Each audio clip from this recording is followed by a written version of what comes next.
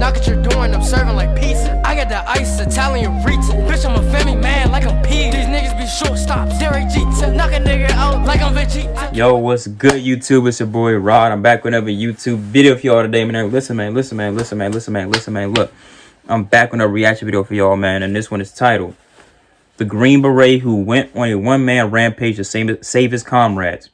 And that is none other than the man, the myth, the legend, Roy Benavidez. I already reacted to him in shoot, what's that guy's channel with the freaking mysteries and stuff? That guy, whatever his name is, I'm gonna find it. It's gonna be right here. It's gonna be right here. You know what I'm saying? This is gonna have more insight apparently from what one of you guys told me. So I'm gonna go, yeah, check it out. But before we get into that though, make sure y'all like, comment, subscribe, and hit that bell for post notifications. Get notified when I post something. You know what I'm saying? Follow my IG, Snapchat, intro and outro. Follow my IG down below in the description. It's there along this original video. So go show Simple History some love. But look, I need more. You already know how I'm rocking, man. I'm on the road to 10K. Help me get there, please. Help me, please. Hey, man. With all that being said, let's hop to this video. Shall we? Put it in the basket. Go get it.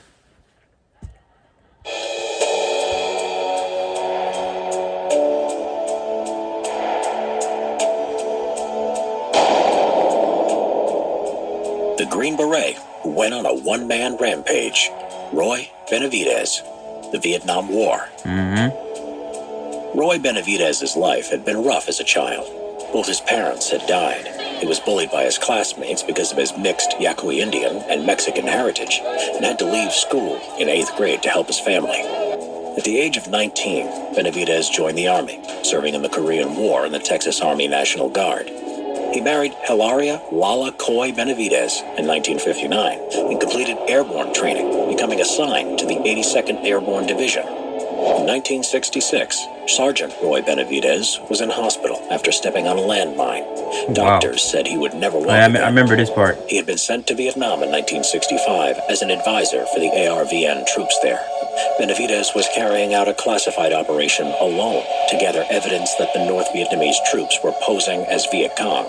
While he was on patrol along a narrow trail disguised as a Viet Cong guerrilla, he stepped on a landmine. Sometime later, a squad of Marines came across Benavidez. They initially thought it was a booby trap, but were surprised when they flipped him over and discovered the man in Viet Cong pajamas was Hispanic and wearing U.S. Army dog tags. He was soon evacuated to the hospital. In hospital in the U.S. 2 months later, Benavidez had recovered and awoke.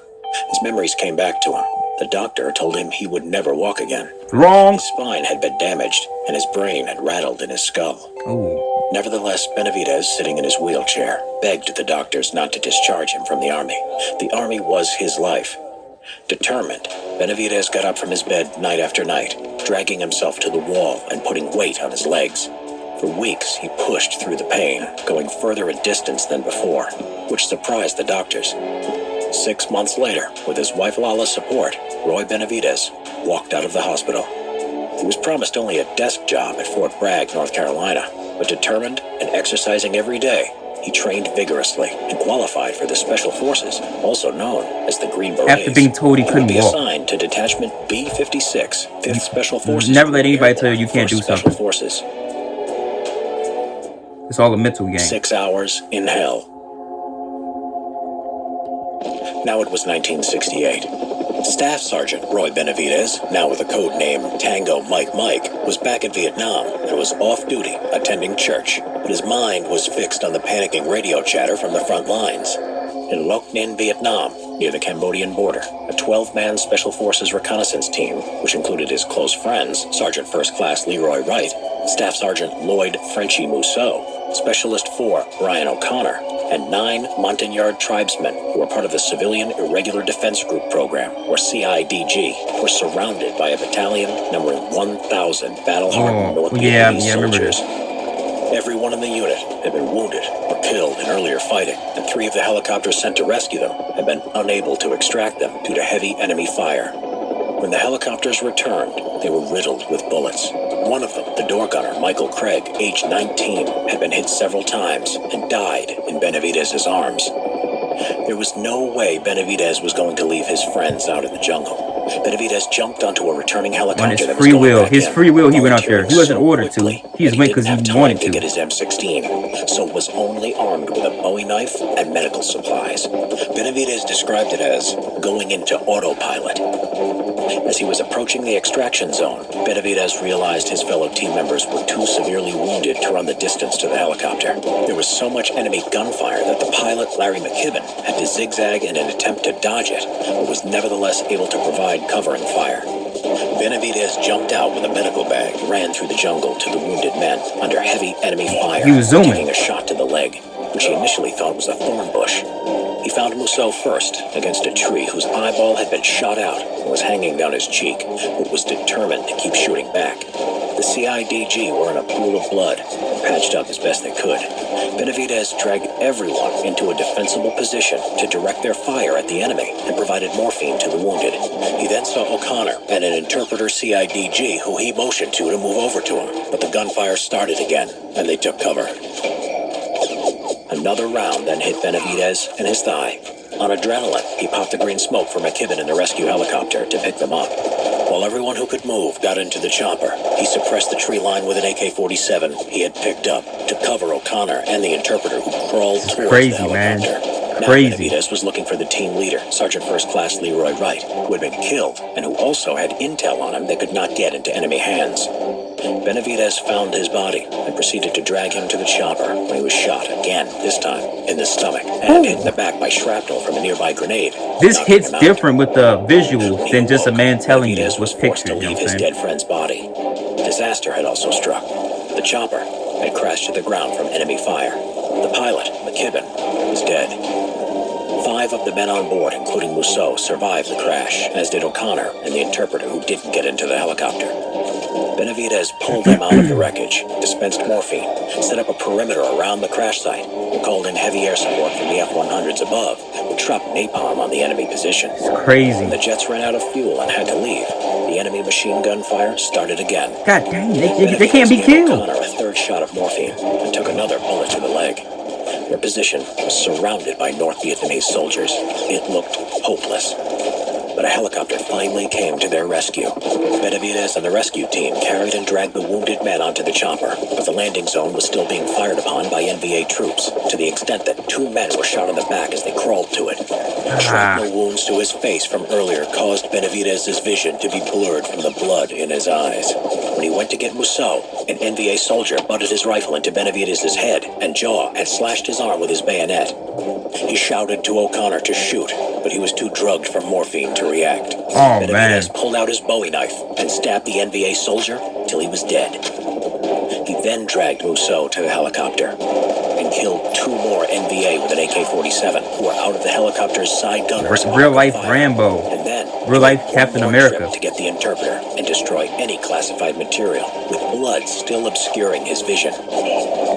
Only then did he allow the others to pull him onto the helicopter, the last man to leave the battlefield. At this point, the round that had hit his stomach had exposed his intestines, which he was trying to hold in with his hands. The helicopter, badly shot up and with no instruments left, managed to take off.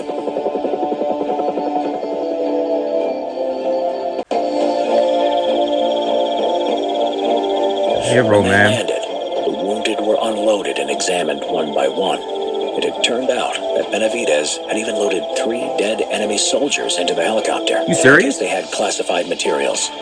They were left to the side, as was Crazy. Benavidez. He couldn't move or speak because of the broken jaw from the rifle butt. The blood over his eyes had glued them shut, and with 37 bayonet, bullet, and shrapnel wounds all over his body, he looked dead. The medics started placing him in a body bag. They didn't even and check to started see if he's zipping him alive. up when a friend noticed him and said, "That's Roy Benavidez."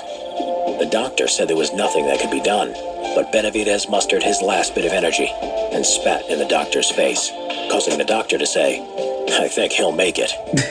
He was You flown to think? Japan for intensive surgery, then Brooke Army Medical Center, Fort Sam Houston, where he stayed for almost a year. Roy Benavidez had survived 6 hours in hell and saved 8 lives. Benavidez's commander had put him in for the Distinguished Service Cross because the process for awarding a Medal of Honor would take much longer, and he was unsure if Benavidez would live or die before he could have received it. Finally, on February 24th, 1981, President Ronald Reagan would present Roy Benavidez the Medal of Honor. Reagan said if the story of his heroism were a movie script, you would not believe it. Exactly. Benavidez Nobody would said of believe his it if it wasn't told. You know the what I'm saying? real heroes are the ones who gave their lives for their country. I don't like to be called a hero. I just did what I was trained to do. Master Sergeant Roy Benavidez died on November 29th, 1998, at the age of 63. Then he died. Didn't the video say he died from like diabetes or heart attack or something like that? Which is very ironic. Subscribe for more He Vietnam survived War all that. history videos. And was physically fit and had to be athletic to do all that stuff. You know what I'm saying? Or something like that. He died from something like that. I can't remember. But I had a discussion with one of my subscribers about it. You know what I'm saying? It was I think it's ironic. I don't know if I'm using the word ironic right or not, or if I should use a different word. But hey, look. Amazing. Nothing short of amazing. You know what I'm saying? He doesn't like to be called a hero, but that's what he is. You know what I'm saying? The other people that didn't make it back are heroes as well. You know what I'm saying? They're all heroes. You know what I'm saying? Hey, look, man. Make sure y'all like, comment, and subscribe, and hit that bell for post notification. Ding! You know what I'm saying? And follow my IG, Snapchat, and intro and outro. Follow my IG down below in the description. It's there along with this original video. You know what I'm saying? So go show simple history some love. But look, I needed more. Y'all already know I'm rocking, man. I'm on the road to 10K. Help me get there, please. Help me, please. Hey, man, I got a Twitch as well. Getting Duffy on the gaming. They call me John Sticks, the John Wicked Gaming. Get it? Because the controller got sticks. Y'all get it. It's clever. I love it. That's my name. Now, with all that being said, I am... Go.